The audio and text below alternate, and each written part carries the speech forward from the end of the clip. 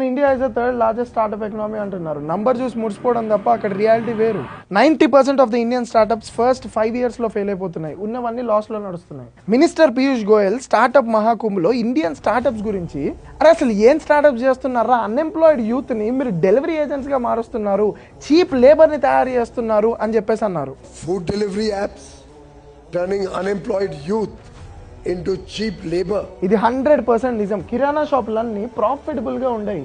Zepto Blinkit వచ్చి 20 రూపాయల పెప్సీని 18 రూపాయలకి అమ్మితే అది కూడా 10 minutes లో తెచ్చిస్తాను అంటే ఇంకా కిరాణా షాప్స్ కి ఎవడు వెళ్తాడు? అండ్ ఈ ఆప్టికల్ షాప్స్ అన్ని బాగానే నడిచేవి. లెన్స్ కార్డ్ వచ్చి buy one get one ఆఫర్లు ఇస్తే ఎవడు పోతాడు ఆప్టికల్ షాప్స్ కి? ఇవన్నీ లాసెస్ లోకి పోయాయి ఈ స్టార్ట్అప్స్ రావడం వల్ల. పోనీ నువ్వు స్టార్ట్అప్ పెట్టేమన్నా ప్రాఫిట్ లో ఉన్నావా అంటే నువ్వు లాస్ లోనే ఉంటుంది. ఈ సెల్ఫ్ ఎంప్లాయిడ్ పీపుల్ అందరినీ ఈ స్టార్ట్అప్స్ వచ్చి అన్ఎంప్లాయిడ్ చేసి అన్ఎంప్లాయిడ్ ని చీప్ లేబర్ గా తయారు చేస్తున్నారు. అండ్ స్టార్ట్అప్స్ వల్ల మనకి ఎకనామిక్ కాంట్రిబ్యూషన్ అవ్వట్లేదు, ఎకనామీ రీసెంట్రలైజేషన్ అవుతుంది. అంటే మార్కెట్ లో ఉన్న డబ్బులన్నీ కూడా ఒకటి జేబులోకి పోతున్నాయి. మన స్టార్ట్అప్స్ లో ఇన్నోవేషనే లేదు. Food delivery startups, instant grocery startups, server ఏమో AWS ది, మ్యాప్స్ ఏమో గూగుల్ వి. మనం కొత్తగా చేసింది ఏం లేదు, మనుషుల్ని లేజీ చేయడం తప్ప. ఇంకా డ్రీమ్ లెవెల్, MPL లాంటి బెట్టింగ్ స్టార్ట్అప్లు మనల్ని నాశనం చేయడానికి తప్ప దేనికి పనికిరావు. ఈ మధ్య ఆస్ట్రాలజీ మీద స్టార్ట్అప్, అరే మనిషి మూఢనమ్మకాలతో ఆడుకోవడమే. పీయూష్ గోయల్ మినిస్టర్ కూడా ఏం స్టార్ట్అప్స్ చేస్తున్నారు, చైనాని చూడండి అంటున్నారు. Chinese startups EV and battery tech మీద వర్క్ చేస్తున్నాయి. గ్లోబల్ ఎలక్ట్రిక్ వెహికల్ ప్రొడక్షన్ ని డామినేట్ చేస్తున్నాయి. రోబోటిక్స్ అండ్ ఆటోమేషన్ మీద వర్క్ చేస్తున్నారు నెక్స్ట్ జనరేషన్ ఎఫిషియెంట్ గా ఉండడం కోసం. And global logistics and trade విషయానికి వస్తే ఇప్పుడు నేను వాడే ఈ DJI మైక్ గానీ, షిన్ గానీ, అలీబాబా లాంటి కంపెనీస్ బిల్డ్ చేస్తుంది. And deep tech and infrastructure విషయానికి వస్తే